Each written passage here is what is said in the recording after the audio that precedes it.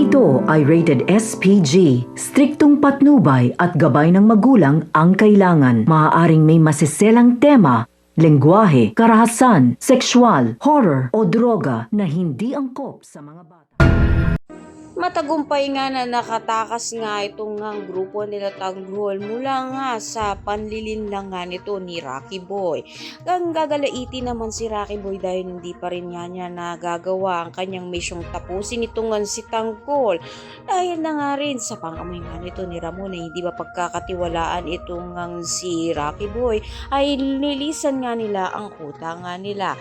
At dito nga hindi naman inaasahan na matatagpuan naman nga nito nila Ramon ang kinaroroonan nga nito nila Divina na kung saan nga ay ang kanilang pinaghahanap lalong-lalo na nito ni Tanggol dahil maghihiganti nga siya sa panlalaglag na ginawa nito ni Divina sa kanila.